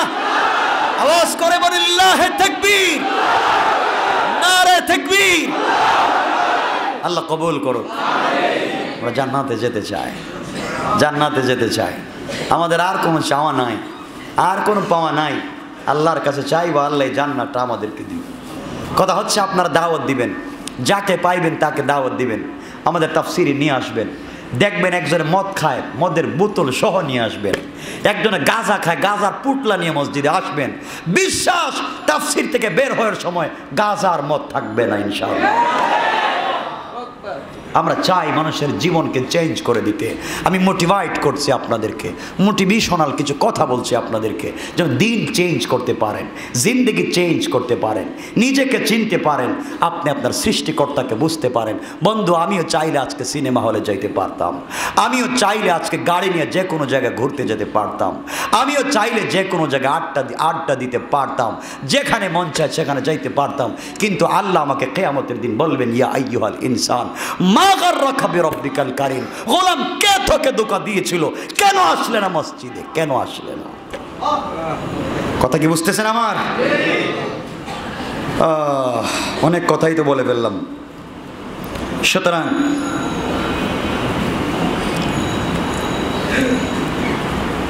আল্লাহ রসুলকে একদিন জিজ্ঞাসা করা হলো, রসুল ইসলামকে জিজ্ঞেস করা হলো কুরসি কি এবং কেমন। তিনি বললেন, যার এখতিয়ারে আমার প্রাণ। আল্লাহ রসুল কসম করে বলছেন, কুরসির সাথে 7 আকাশ 7 জমিনের তুলনা। বিরাট ময়দানে, মানে বিরাট একটা স্টেডিয়াম, এই স্টেডিয়ামের মধ্যে এই আংটিটা ফেলে দিলাম, দেখা যাবে? কথা বলেন। আল্লাহ রসুল বলছেন, বিরাট স্টেডিয়াম হচ্ছে আল্লাহর চেয়ার, আর গোটা আসমান জমিন হচ্ছে এই আংটি। আল্লাহু আকবার বলেন। কে আল্লাহরে চিনলেন না? তো এই আল্লাহরে চিনলেন না আজও? কখন চিনবেন? কখন চিনবেন সেই আল্লাহকে? যাক, 9 নম্বর কথা হচ্ছে, ওয়ালা ইয়াউদুহু হিফজুহুমা। আল্লাহ তাআলার পক্ষে এ দুটি বৃহৎ সৃষ্টি, আসমান জমিন হিফাজত করা কোনো কঠিন কাজ আল্লাহর কাছে না। এই যে আসমান জমিন এত বড় সৃষ্টি, হিফাজত করা কি আল্লাহর কাছে কঠিন? আল্লাহ বলছেন খাড়া থাকো, খাড়া। আল্লাহ বলছেন আসমান পিলার নাই, দাঁড়িয়ে থাকো, দাঁড়িয়ে আছে। মানুষকে বলছেন নামাজ পড়ো, কয় না, দেয়ার ইজ নো গড। আল্লাহ বলেন, কি রে, এত কষ্ট করে বানাইলাম, এত বড় করলাম, আর স্কুলে গিয়া বলতেছিস আল্লাহ বলতে কিচ্ছু নাই। ও নিমক হারাম, যেই মুখ দিয়া বলছিস আমি আল্লাহ বলতে কিচ্ছু নাই, এই মুখটাই তো আমি আল্লাহ দিয়েছি রে, ঠিক কিনা বলেন? মুখটা দেওয়া আমার, তোর বাপ টাকা দিয়ে কিনে নাই, তোর মা নানা বাড়ি থেকে নিয়ে আসে নাই, দিয়েছি তো আমি আল্লাহ। কত মানুষ দেখো পৃথিবীতে আছে, হ্যান্ডসাম, স্টাবলিশড, শিল্পপতির ছেলে, কিন্তু জবান দিয়ে কথা বলতে পারে না। আল্লাহ বলছেন তোকে কথা বলার শক্তি দিলাম, আর তুই বললে আমি বলতে কিচ্ছু নাই। সে আল্লাহকে চিনেন। কষ্ট হচ্ছে আপনাদের? 1 ঘন্টা হয়েছে, এজন্য আমি ঘড়ি তাকাচ্ছি, লম্বা করার ইচ্ছা নাই, যত সহজে আপনাদেরকে শেষ করা যায়। কিন্তু আলোচনা এখনো পুরোটাই সামনে, শুধুমাত্র শব্দ শব্দ বলে বলে যাচ্ছি। হ্যাঁ, আল্লাহ 10 নম্বরে বলছেন, ওহু আল্লাহ আলিয়ুল আজিম, তিনি অতি উচ্চ, ক্ষমতাবান, অতি মহান। আল্লাহ বলছেন পৃথিবীর মানুষ ক্ষমতা পাইলে মহান হয় না, ক্ষমতা পাইলে মহান হয় না, ভুলে যায়, ক্ষমতার পাওয়ার সব ভুলে যায়। আল্লাহ বলছেন আমার ক্ষমতা যত বড়, আমি মহান তত বড়। কোটি কোটি গুনাহ নিয়ে একবার আমার সামনে দাঁড়িয়ে একবার বল, আল্লাহ ভুল করেছি, আমি তোকে আমার কলিজায় টান দিয়ে মাফ করে দেব, মাফ করে দেব বলো। এই জন্য আল্লাহকে চিনেন, সে আল্লাহকে চিনেন। আল্লাহ বলছেন ওহু আল্লাহ আলিয়ুল আজিম, আল্লাহর শান শৌকতের সমান এই পৃথিবীতে কিছু আছে? এতক্ষণ পর্যন্ত শুধুমাত্র আয়াতুল কুরসির 10টা শব্দের মোটামুটি একটা বুঝ আপনাদেরকে দিলাম। এই 10টা শব্দে আল্লাহর অস্তিত্ব ফুটে উঠেছে। আল্লাহ কেমন, আল্লাহ কত শক্তির মালিক, আল্লাহ কাকে ক্ষমতা দিবেন, কাকে দিবেন না, আল্লাহ কি, বুঝতে পারছেন তো? কিছু মোটামুটি তো বুঝতে পারছেন। এরপরে যদি না বুঝেন বলেন, আপনারা কেমনে বুঝালে বুঝবেন, আমাকে বলেন, আমি সেভাবে বলবো। আমাকে বলেন কেমনে বুঝালে আপনাদেরকে বোঝাতে পারবো, আমাকে বলেন। আমি দেখতেছি কিছু মানুষ চাচ্ছে বাংলাদেশকে আফগানিস্তান বানাইয়া ফেলতে। আমি দেখতে পাচ্ছি কিছু মানুষ চাচ্ছে বাংলাদেশকে সিরিয়া বানাইয়া ফেলতে। আমি দেখতেছি কিছু মানুষ চাচ্ছে বাংলাদেশকে আমেরিকার মতন নির্লজ্জ বেহায়া একটা দেশ বানাইয়া ফেলতে। মনে রাখবেন, আপনারা যদি সে আল্লাহর শিক্ষা নিয়ে রাসূলের চরিত্র নিয়ে নেমে যান, কেউ কিচ্ছু করতে পারবে না ইনশাআল্লাহ। বিশ্বাস দিলে রাখেন, এই বোঝ দিলে রাখেন, এই তামান্না দিলের ভিতরে রাখেন। কথাগুলো কি মনে থাকবে ইনশাআল্লাহ? এতক্ষণ যা বলেছি আর লম্বা করলে তো অনেক লম্বা হয়ে যাবে। আপনাদের কি কষ্ট দিব আরো? দেন, কষ্ট দেব না। আমার বন্ধুগণ, কেউ দুনিয়ার জমিনে ছেলে চায় কিন্তু আল্লাহ চান না। কেউ শুধু ছেলে চায়, আল্লাহ দিচ্ছেন শুধু মেয়ে। কেউ মেয়ে চায়, আল্লাহ দিচ্ছেন শুধু ছেলে। কেউ ছেলেও চায়, মেয়েও চায়, আল্লাহ কোনোটাই দেয় না। আল্লাহ বলছেন, গোলাম তোর চাওয়ার সাথে আমার চাওয়ার মিল নাই, আমি যা চাইবো তুই তাই চা। আল্লাহু আকবার বললেন না? গোলাম তুই কেন চাইবে? চাচ্ছি তো আমি, তুই আমার মতো করে চা। আল্লাহু আকবার বললেন না? আমার মতো করে চা, আমি তোকে দেব। অনেক কথাই তো বললাম। আমার বন্ধুগণ, আল্লাহর কাছে চাইবেন, দিল খুলে চাইবেন। শুধু আল্লাহ ছাড়া আমাদের কেউ নাই। মন খুলে আল্লাহর কাছে চান। আল্লাহ বলছেন, গোলাম তুই কি চাইবে? তুই কি চাইবে? টাকা চাইবে? কি চাইবে? পয়সা চাইবে? কি চাইবে? 2-4টা বাড়ি চাইবে? এর চাইতে তো বেশি কিছু না। আমি আল্লাহ তো এত মহান রে, আমার কাছে এই পৃথিবী না আসমান জমিন যা আছে সব তো একটা আংটির পাথরের মতো। তুই চা, আমি আল্লাহ যদি 2 হাত দিয়া দিতে থাকি, পৃথিবীর কেউ তোকে আটকায় রাখতে পারবে না। চান না কেন সে আল্লাহর কাছে? চান না কেন আল্লাহর কাছে? এই জন্য আসুন, আল্লাহর কাছে আমরা তো চাইবো ইনশাআল্লাহ। সবাই বললেন না? আওয়াজ করে বলেন ইনশাআল্লাহ। কিন্তু মনে রাখবেন, এই আল্লাহর সঙ্গে বেয়াদবি করবেন না। এই আল্লাহর সঙ্গে বেয়াদবি করবেন না। আল্লাহর সঙ্গে বেয়াদবি করবেন না। আজকেই বলেছি, তুমি কিচ্ছু ছিল না। ও মুসলমান শুনো রে ভাই, কয়েক মিনিট কি বলতেছি শোনো। কয়েক মিনিটে আজকের জুমার মূল কথাগুলো বুঝাইয়া দিচ্ছি, এরপর আলোচনায় চলে আসব। ভাই তুমি কিচ্ছু ছিল না। তুমি ছিলা তোমার বাবার পিঠে নাপাক 1 ফোঁটা পানি। তুমি ছিলা তোমার বাবার পিঠে নাপাক 1 ফোঁটা পানি। তোমার মাও জানতো না কার সঙ্গে তার বিয়ে হবে, তোমার বাবাও জানতো না সে কোন ধরনের মেয়েকে বিয়ে করবে। কেউ কিচ্ছু জানতো না, কেউ জানতো না। আল্লাহ বলছেন, গোলাম তোকে আমি তোর বাবার পিঠ থেকে একটা মেয়ের সঙ্গে বিয়ে করাইয়া আমি আল্লাহ এই নাপাক পানিকে মায়ের রেহেমের ভিতরে দিয়েছি। গোলাম তুই কেমনে আমাকে ভুলে গেলি? এই নাপাক পানি দেওয়ার পরে ফেরেশতা নিযুক্ত করে দিয়েছিলাম। এই বিটগুটে এই দুর্গন্ধযুক্ত পানি, ফেরেশতা বলছে, আল্লাহ আমি কি ফালাইয়া দেব? আমি বলছি, ফেরেশতা ফালাইস না, এই পানিটাকে রক্ত বানাইয়া দে। আল্লাহু আকবার বললেন না? চিন্তা করেন, আপনি ছিলেন একবার মায়ের পেটের ভিতরে, রেহেমের ভিতরে রক্ত। আল্লাহ বলছেন তুমি আসো। আরো 2 জন ফেরেশতা পাঠাইলেন। এই 2 জন ফেরেশতা এসে মায়ের রক্তকে বানালেন রক্তপিণ্ড, শক্ত করলেন। ফেরেশতা 2 জন বলেন, আল্লাহ এটা কি মায়ের প্রস্রাবের সঙ্গে বের করে দিব? আল্লাহ বলছেন, না রে, আমি ওকে দুনিয়ায় আমার গোলাম বানাতে চাই। ও পৃথিবীতে গিয়ে আমার পায়ে সেজদা দিবে, তুই ফালাইয়া দিস না। আর আজকে আপনারা এই বাচ্চাকে নষ্ট করেন। আচ্ছা, অ্যাবর্শন করে মায়েরা বাচ্চাকে নষ্ট করে দেয়। টেটা চিনেন আপনারা? টেটা আপনারা কি বলেন রে? টেটা চিনেন না? ঝাঁটা বলেন? মাছ ধরে যে টেটা, এই টেটা যদি 10টা শলা থাকে, 10টা শলা একটা মাছের ভিতরে ঢুকে, বলেন তো মাছটা কেমন হলো? যখন অ্যাবর্শন করা হয় তখন আপনার বাচ্চার বুকে কলিজায় টেটার মতো ঔষধ বিঁধে যায়। আপনার বাচ্চাটা রক্তাক্ত হয়ে যায়, টুকরা টুকরা হয়ে মায়ের প্রস্রাবের রাস্তা দিয়ে বের হয়ে চলে যায়। কিয়ামতের দিন এই বাচ্চা বলবে, বিআইয়ি যামবিন কুতিলাত, কোন অপরাধে মা তুই আমাকে মারলি? কোন অপরাধে আমাকে মারলি বল? আমি তো কোনো অপরাধ করি নাই, তুই আর আমার বাবা মেলামেশা করেছো, আমি তো অপরাধ করি নাই, কেন আমাকে পেটের ভিতর থেকে বের করে দিলি? বলবে, আমাকে কেন পৃথিবীর আলো বাতাস দেখাতে দিলি না? তুই যেমন পৃথিবীর আলো বাতাস দেখেছিলে রে মা, বাবা তুমি যেমন পৃথিবীটা দেখেছিলে, আমারও মন চাইছিল আমিও পৃথিবীটা দেখব, কিন্তু মায়ের পেটের ভিতরেই আমাকে মাইরা ফেলবে। কি জবাব দিবেন? কি জবাব দিবেন বলেন?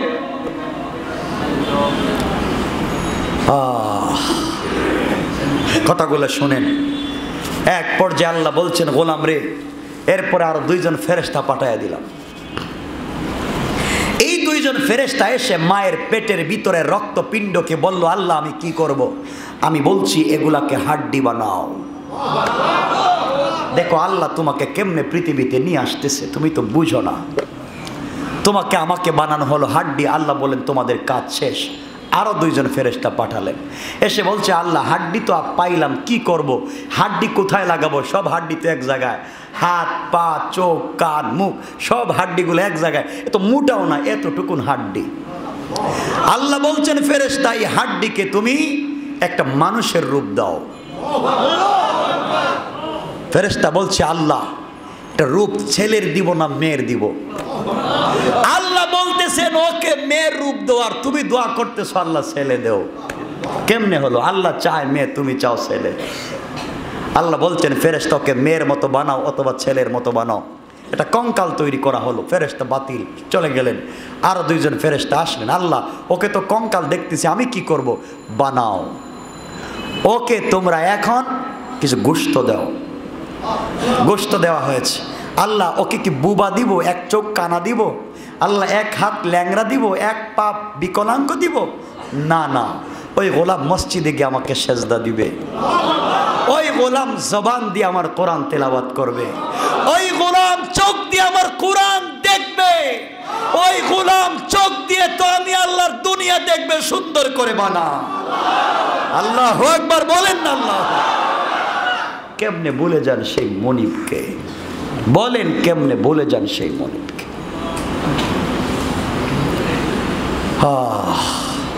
বানানো হলো আপনাকে আমাকে। বানানোর পরে সব কিছু দেওয়ার পরে ফেরেশতা চইলা গেলেন, এসে বলছেন আল্লাহ ও কি মৃত মায়ের পেট থেকে বাইর করব?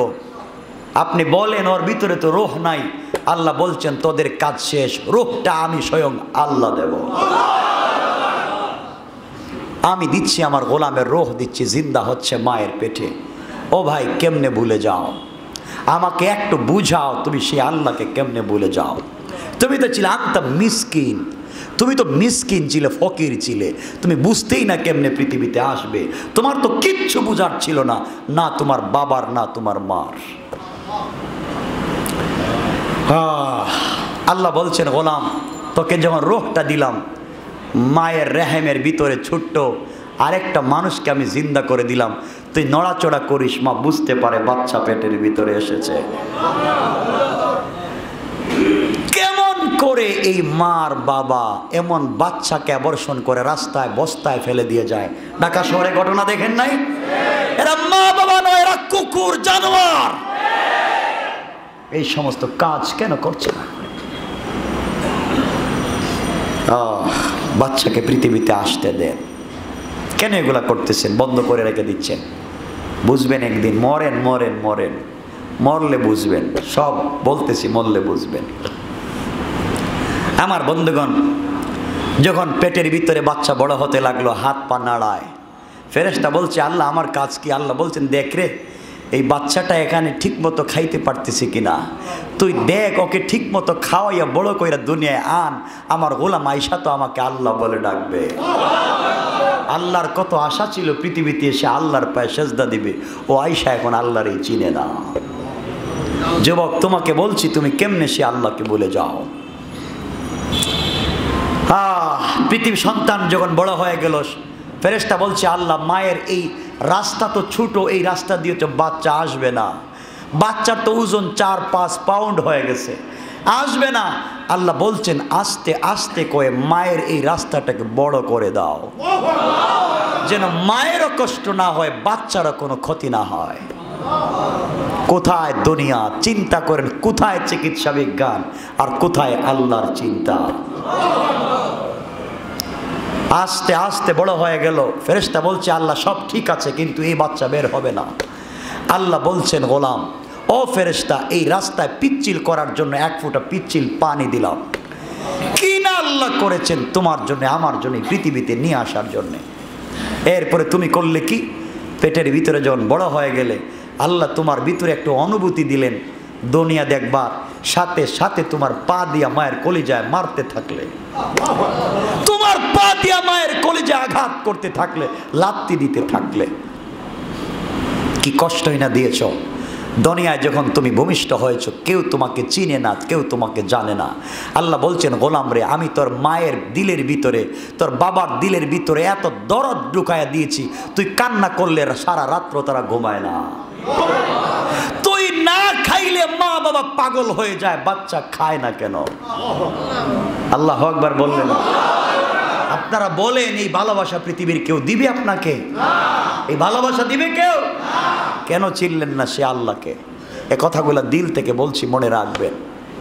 আল্লাহ বলছেন, গোলাম তোকে তো পেটের ভিতরে খাওয়াইলাম, এখন পৃথিবীতে এসে দেখতেছিস তোর মা চাল খায়, গম খায়, ভুট্টা খায়, আটা খায়, ওগুলো তো তুই খাইতে পারবে না। মা আলু খায়, কলা খায়, তুই খেতে পারবে না, মরেই যাবে। আমি আল্লাহ তোকে কষ্ট দেই নাই, তোর মা বাপকে কষ্ট দেই নাই।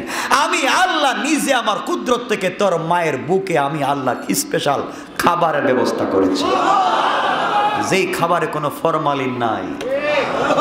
এমন খাবার দিয়েছে, গোলাম তুমি মায়ের পেট থেকে দুনিয়ায় জন্মগ্রহণ করেছো ঠান্ডার দিনে, এখন যদি আমি মায়ের দুধটাকে ঠান্ডা দিই, তোমার গলা বসে যাবে, নিউমোনিয়া হয়ে মারা যাবে। আমি মায়ের দুধকে গরম করে দিলাম। কেন সে আল্লাহকে চিনলেন না? আল্লাহ বলছেন, গোলাম তুমি গরমের দিনে মায়ের পেট থেকে আসছো, আমি আল্লাহ তোমার মায়ের দুধকে ঠান্ডা করে দিলাম। এভাবে তোমাকে পৃথিবীতে নিয়ে আসছি। গোলাম আমি জানি মায়ের বুটায়, স্তনের বুটায় যখন টান দিবে, একসাথে যদি বেশি দুধ আসে, গলা জাম হয়ে যাবে, তোমার কাশি উঠে যাবে, তুমি মরে যাবে। এই জন্যে আমি আল্লাহ মায়ের একটা বুটায় 32টা ছিদ্র করে রেখেছি। আরে বলেন, কোন চিকিৎসা বিজ্ঞান এগুলা করেছে? তোমার মা করেছে, বাবা করেছে, করেছেন কে? চিৎকার করে বলা লাগবে, করেছেন কে? কেন সে আল্লাহকে ভুলে যাও? আমাকে বলো, কেন সে আল্লাহকে ভুলে যাও? আমার বন্ধুগণ, এরপরে বড় হতে লাগলে আল্লাহ বলছেন, গোলাম তুমি যখন হাঁটা শুরু করছো, হাঁটো, ভাঙ্গা ভাঙ্গা গলায় কথা বলো। মা তোমাকে বলছে আমাকে আম্মু বলে ডাকো, বাবা বলছে আমাকে আব্বু বলে ডাকো, দাদা বলছে আমাকে দাদা ডাকো, দাদু ডাকো। আমি মনে মনে ভাবতেছি, আমার গোলামের জবান খুললে আমাকে বলবে আল্লাহ। আল্লাহু আকবার বলেন। আমার মন তো বলছে আমার গোলাম আমাকে এসে ডাকবে আল্লাহ, তুমি তো সব কিছু। গোলাম এত কষ্ট করে তোকে বড় করলাম, এক পর্যায়ে অনেক বড় হয়ে গেলে হাড্ডি গুস্ত সব শক্ত হয়ে গেল, দাঁড়াতে পারিস, হাঁটতে পারিস, স্কুলে যেতে পারিস, মাদ্রাসায় যেতে পারিস, সব করতে পারিস। গোলাম এই জায়গায় আমি নিয়ে আসলাম, আমি আস্তে আস্তে করে তোকে বড় করলাম। দেখ, একটা প্রাণীর, একটা গরুর বাচ্চা জন্মের 5 মিনিট পরে দৌড়তে পারে, জন্মের 5 মিনিট পরে নিজের খাবার খুঁজে পায়, কিন্তু তুই তো পারিস না, তুই তো মিসকিন, একবার অপদার্থ ছিলে, কিচ্ছু জানতে না। আমি আল্লাহ তোকে নিজের মতো করে বড় করেছি। আল্লাহকে ভুলে যাবেন? আল্লাহকে ভুলে যাবেন? কি করবেন সে আল্লাহর জন্য? সিজদায় পড়ে থাকেন, আল্লাহর জন্য কাঁদেন। আমার বন্ধুগণ, সে আল্লাহকে যদি পেতে হয়, আমি আপনাদের কাছে কয়েকটা কথা বলি, আজকের কথাগুলা শেষ করে ফেলব। আমার বন্ধুগণ, সে আল্লাহকে যদি পেতে হয়, নবীজি সাল্লাল্লাহু আলাইহি ওয়াসাল্লাম বলেছেন, এই আল্লাহকে যদি পেতে হয় একটাই পথ, রসুলের পথ। কথা বলেন না কেন? আজকে আমার অনেক মায়েরা এসেছেন, অনেক বোনেরা এসেছেন আজকের আলোচনায়, সুতরাং তাদের জন্য আমার কথা থাকলো, এই পৃথিবীতে আল্লাহ যদি পৃথিবীতে মহিলাদের সম্মান যদি কেউ দিয়ে থাকে, দিয়েছে একমাত্র ইসলাম। কে দিয়েছে? বিশ্বাস হয় না? ইসলাম দিয়েছে। নারীর ইজ্জত, ইসলাম আসার আগে নারী কোনো বস্তু ছিল না, এটা ছিল বেচা কেনার একটা পণ্য। নারী ছিল বাজারে, যেভাবে আপনারা আলু কিনেন, তরকারি কিনেন, এভাবে কেনা বেচা হতো নারীদেরকে। নারীর কোনো সম্মান ছিল না, সম্মান দিয়েছে ইসলাম। এজন্য আমার নবীজি বলেছেন, তোমার যদি একটা মেয়ে থাকে, একটা ছেলে থাকে, বাজার থেকে যদি কিছু কিনে নিয়ে আসো, সর্বপ্রথম তোমার মেয়ের হাতে দাও। নবীজি বলেছেন, আমি কিছু নিয়ে আসলে আমি আগে আমার মেয়ের হাতে দিতাম। সুবহানাল্লাহ বলে। নবীজি বলতেন, আমি যখন কোথাও সফরে যেতাম, সবার শেষে দেখা করতাম আমার মেয়ে ফাতেমার সাথে, তার কাছ থেকে দোয়া নিয়ে চলে যেতাম। সফর থেকে আসে সবার আগে দেখা করতাম ফাতেমার সাথে। সুবহানাল্লাহ বললেন না? এই মায়েদের অনেক সম্মান দিয়েছে ইসলাম, অনেক সম্মান দিয়েছে ইসলাম। এজন্য মায়েদেরকে বোনদেরকে ছোট করে দেখবেন না। ইসলাম যে সম্মান দিয়েছে তাদেরকে, এই সম্মান তোমাকে আমাকে দেয় নাই। আরে তোমার আমার পায়ের নিচে জুতা, তোমার আমার পায়ের নিচে জুতা, আর তোমার আমার মায়ের পায়ের নিচে আল্লাহর জান্নাত। জান্নাত খুঁজবার জন্য কত জায়গায় যাও, মায়ের পায়ে তেল দেও, মায়ের পায়ের নিচে তোমার জান্নাত। তুমি জান্নাত খুঁজে পাচ্ছ না, আজকে মাকে বলছো বুইড়া। এত কষ্ট, সেই মাকে চিনলে না। তুমি কি জানো, তুমি কি জানো ঠান্ডার রাত্রে তোমার জ্বর, মা ঘুমায় না। এই মা তোমার জন্য সারা রাত্র জেগেছিল। মা খায় না, তোমাকে খাওয়ায়। মা জানে তোমার খাবারগুলা শক্ত, মা মুখে নিয়ে চাবাইয়া তোমাকে খাওয়াইছে, আর তুমি বড় হয়ে সেই মাকে খাবার দেও না। কেমনে সেই মাকে বলে যাও? এই মাই তো মায়ের পায়ের নিচে জান্নাত। এই জন্য মায়ের খিদমত করেন। একজন সাহাবী যার নাম হারিসা ইবনে নুমান, রাসূল মেরাজে গেলেন, জান্নাতুল ফিরদাউসে গিয়ে দেখেন একজন সাহাবী হারিসা ইবনে নুমানের কোরআনের তেলাওয়াত শোনা যায়। জিবরিল আমিনকে বললেন, জিবরাইল, এই তো হারিসা ইবনে নুমানের তেলাওয়াত জান্নাতে আসলো কেমনে? জিবরাইল বলছেন, ইয়া রাসূলুল্লাহ, হারিসা তার মায়ের খিদমত করেছে। মা তাহাজ্জুদের সিজদায় আল্লাহর কাছে ডাক দিয়া বলেছেন, আল্লাহ আমার বাচ্চার তেলাওয়াতকে জান্নাতে পৌঁছে দাও। আল্লাহ তার মায়ের দোয়াকে কবুল করে হারিসা দুনিয়ায় জিন্দা, তেলাওয়াতকে জান্নাতে পৌঁছে দিয়েছেন। এই মাকে চিনো, মায়ের জাতকে সম্মান করো, ইজ্জত করো। মায়েদেরকে বলবো, আপনাদের মডেল এই পৃথিবীর কোনো নায়ক নায়িকা নয়, কোনো গায়ক আর গায়িকা আপনাদের মডেল নয়। আপনাদের মডেল 1 নম্বর খাদিজাতুল কুবরা, আপনাদের মডেল হযরতে ফাতেমা, আপনাদের মডেল হযরতে আয়েশা, আপনাদের মডেল হযরতে আসিয়া, আপনাদের মডেল হযরতে সুমাইয়া, আপনাদের মডেল হযরতে মারিয়াম। এদেরকে মডেল মানেন। তারা যেইভাবে জিন্দেগি চালিয়েছেন, জিন্দেগি গঠন করেছেন, আপনি এইভাবে জিন্দেগি গঠন করেন। পারবেন তো ইনশাআল্লাহ? কথা বলছেন না কেন? সংক্ষেপ করে বলবো, ইসলাম আসার আগে, ইসলাম যখন শুরু করেছিল, পৃথিবীতে এসেছিল, ওই সময় মায়েদের ইজ্জত এই পৃথিবীতে ছিল না। আমি লম্বা করতে চাই না, এরপরে লম্বা হয়েই যাচ্ছে। এরপরে আমার কাছে আরো 5-6টা প্রশ্ন জমা হয়েছে, কয়েকজন মায়ের প্রশ্ন। এগুলোর উত্তর দিতে গেলেই তো আজকে অনেক সময় চলে যাবে। কষ্ট হচ্ছে না? কষ্ট হয় না কেন আপনাদের? একদিনও কষ্ট হয় না? বুঝলাম না কিছু। কারণ এত ঝেঁকে বসেছেন তো গরম লাগতেছে, আমি বুঝতেছি। আপনাদের পিছনে যারা আছেন কষ্ট হচ্ছে? আচ্ছা, সংক্ষেপ করে বলবো। আমার মুসলমান বন্ধুগণ, গভীর মনোযোগ। এই দুনিয়ার জমিনে ইসলাম আসার আগে মহিলাদের সম্মান পৃথিবীতে ছিল না, নারীর কোনো সম্মান এই পৃথিবীতে ছিল না। নারীদেরকে মনে করা হতো বেচা কেনার পণ্য। মেয়েরা পৃথিবীতে আগমন করলে, ভূমিষ্ঠ হলে তাদেরকে জ্যান্ত কবর দেয়া হতো, অথবা জবাই করে নদীতে ফেলে দেওয়া হতো। বাবা কোনোদিন তার মেয়ে হয়েছে এই পরিচয়টুকুন দিতে পারতো না। এমন সমাজে আমার আল্লাহ এই পৃথিবীতে প্রেরণ করলেন আখায়ে নামদার, তাজদারে মদিনা, সরকারে দু আলম, বিশ্ব নবী জনাবে মুহাম্মদুর রাসূলুল্লাহ সাল্লাল্লাহু আলাইহি ওয়াসাল্লামকে পৃথিবীতে প্রেরণ করলেন। একদিন আমার নবী বসে আছেন, এমন সময় বনু তামিম গোত্রের সরদার কায়েস বিন আসেম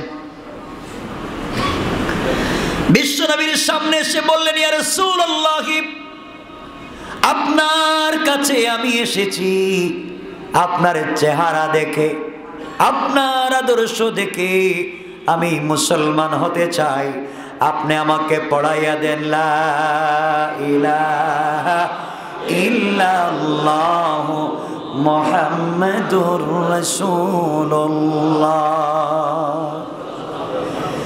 আমার নবী কালেমা পড়াইয়া দিলেন আর বললেন, আসিম, কায়েস বিন আসিম, শোনো, তোমার জিন্দেগির সবগুলা গুনাহ আল্লাহ মাফ করে দিলেন। কালেমা পড়েছো, জিন্দেগির কোনো গুনাহ নাই, তুমি ফেরেশতার মতো হয়ে গেছো। আমার নবী তাকায় দেখে নেই ভদ্রলোক মসজিদের কর্নারে বসে বাচ্চা ছেলের মতো ফুপায়া ফুপায়া কান্না করে, বুক ফেটে যেন চিৎকার করে তার কান্না আসে। নবীজি ডেকে বলেন, আসো, কান্না করে কেন? তিনি ডেকে বললেন, ইয়া রাসূলুল্লাহ, আল্লাহর পয়গম্বর, আমি তো জীবনে অনেক বড় বড় অপরাধ করেছি, আপনি বলেন আমার অপরাধ ক্ষমা হয়েছে কিনা? নবীজি বললেন, কালিমা যখন পড়েছ আল্লাহ তোমার গোটা জিন্দেগির গুনাহগুলোকে মাফ করে দিয়েছে। কায়েস বিন আসিম বললেন, ইয়া রাসূলুল্লাহ, আমি তো এত বড় অপরাধ করেছি, এত বড় অন্যায় করেছি, আমার মতো অপরাধী মনে হয় দুনিয়ায় নাই, এই জন্যে কান্না করতেছি, আল্লাহ কি মাফ করবেন? নবীজি বললেন, কি অপরাধ করেছো আমার কাছে বলো। এবার তিনি বলতে লাগলেন, ইয়া রাসূলুল্লাহ, তাহলে আপনি শোনেন, অনেক দিন আগের কথা, আমি একবার ব্যবসার জন্য বিদেশ যাব, এমন সময় আমার স্ত্রী প্রেগন্যান্ট ছিলেন, কয়েক মাসের অন্তঃসত্ত্বা ছিলেন। আমি এভাবে রেখে চলে গেলাম। দীর্ঘদিন পরে আমি বাড়িতে আসলাম, তারপরে স্ত্রীকে জিজ্ঞেস করলাম, তোমার কোনো সন্তান হয়েছিল কিনা? স্ত্রী বলেছে, স্বামীরে, একটা মৃত সন্তান হয়েছে, আমি ফেলে দিয়েছি। ঘটনা এখানেই শেষ, ইয়া রাসূলুল্লাহ, এখানেই শেষ হয়ে গেল। স্ত্রী বলেছে, সন্তান মৃত, ফেলে দিয়েছে, আমি আর কিছু জিজ্ঞাসা করতে চাই না। এভাবে ৩-৪ বছর চলে গেল, প্রায় ৫ বছর চলে গেল। হঠাৎ করে একদিন আমি বাড়িতে এসে দেখি, আমার বাড়িতে সুন্দর একটা চাঁদের মতো চেহারা একটা মেয়ের, এত সুন্দর ফুটফুটে চেহারার মেয়ে, ৫-৬ বছরের মেয়ে, আমি যেন জীবনে এত সুন্দরী মেয়ে দেখি নাই।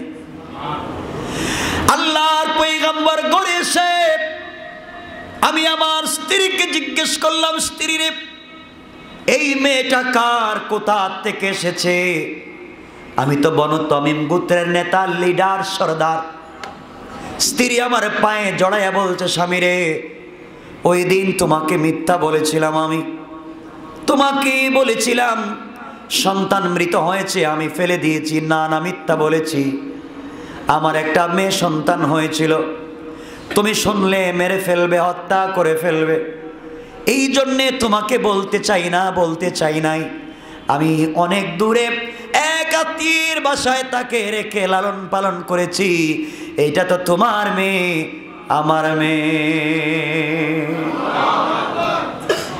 আল্লাহর পয়গম্বর তো সুন্দর চেহারার মেয়েটা আব্বা বলে দৌড়ে এসেছে, আমার গলা জড়াইয়া ধরেছে, কিন্তু আমার দিলে তার প্রতি কোনো দরদ আসলো না, কোনো দয়া মায়া তৈরি হলো না।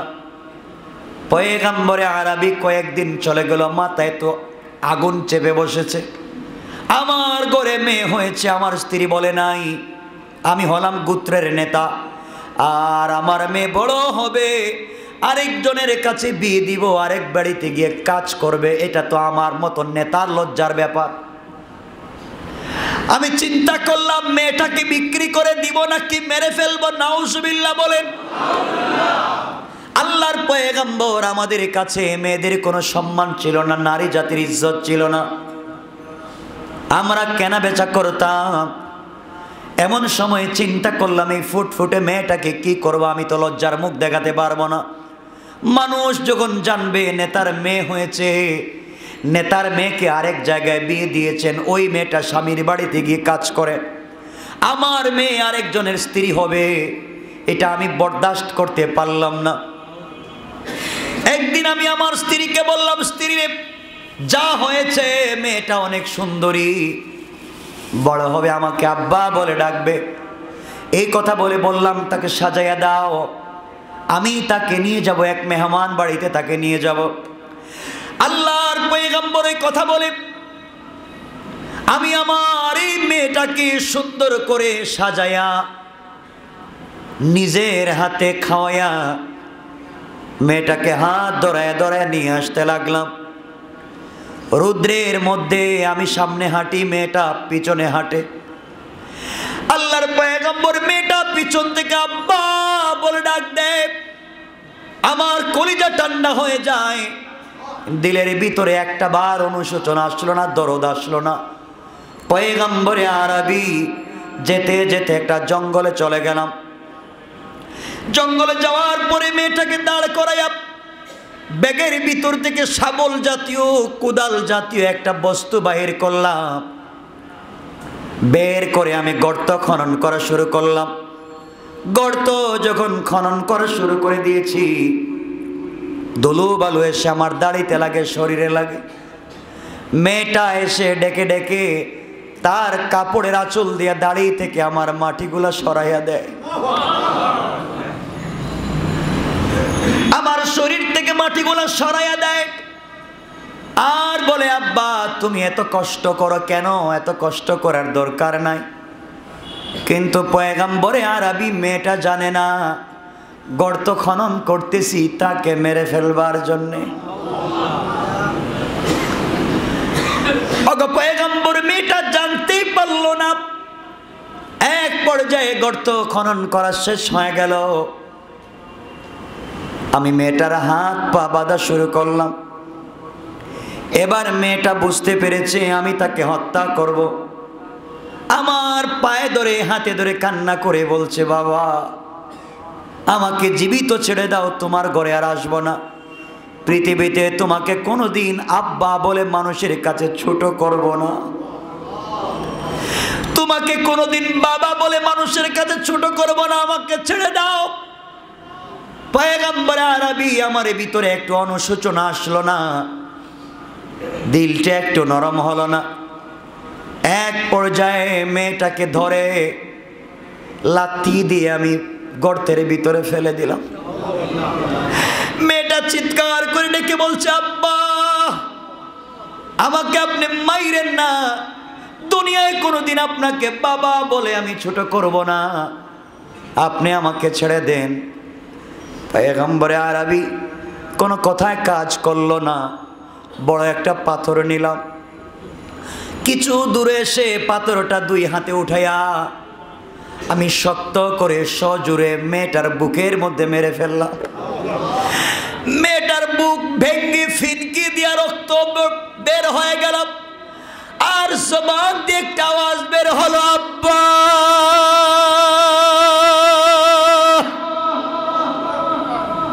এরপরে আমার পাষাণ হৃদয়ে গলল না।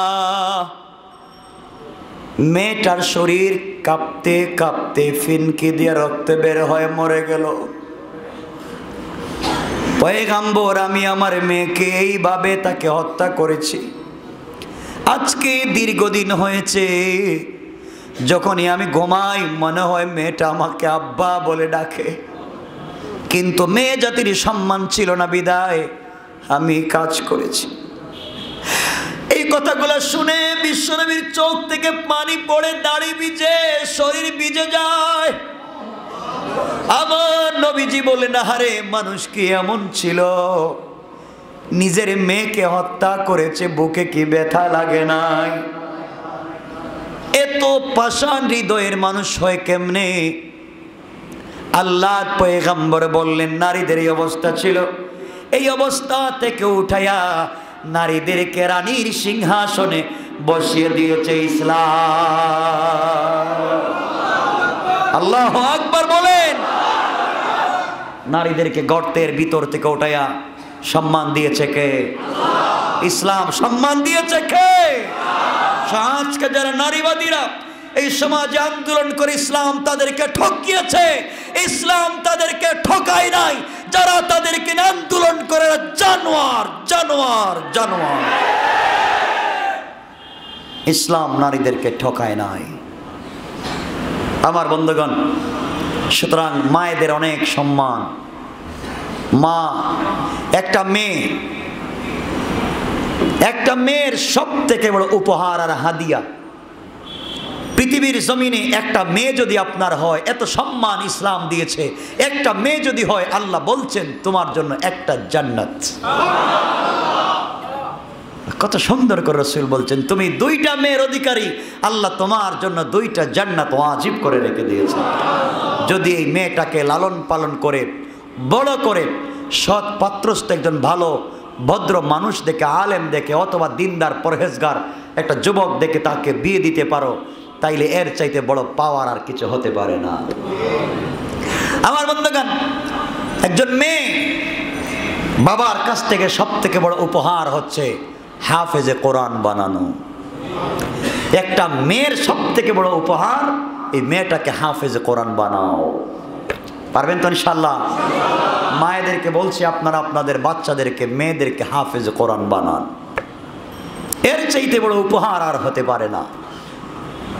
মেয়েদেরকে হাফেজে কোরআন বানান। ইসলাম মেয়েকে কেমন সম্মান দিয়েছে। মেয়ে বলেছেন, রাসূল পাক বলেছেন নারীকে, একজন নারী হয়তো তোমার মা, হয়তো তোমার বোন, হয়তো তোমার স্ত্রী, আর না হয়তো তোমার মেয়ে। ঠিক বললাম না? নারীকে ইসলাম সম্মান দিয়েছে। এই জন্যে সন্তানকে যদি পুত পবিত্র রাখতে চান, দামি দামি সন্তান এই পৃথিবীতে আনতে চান, শাহজালালের মতো বড় বড় বুজুর্গ বানাতে চান, মায়েদেরকে পর্দায় রাখবেন, দিন শিক্ষা দিবেন, কোরআন শিক্ষা দিবেন। ইনশাআল্লাহ তারা যদি দিন শিখেন, কোরআন তেলাওয়াত করেন, এই মায়েদের ঘর থেকে জন্ম নেবেন বড় পীর আব্দুল কাদের জিলানী। আল্লাহু আকবার বলেন। এই জন্য আপনারা আমার জন্য দোয়া করবেন, করবেন না ইনশাআল্লাহ?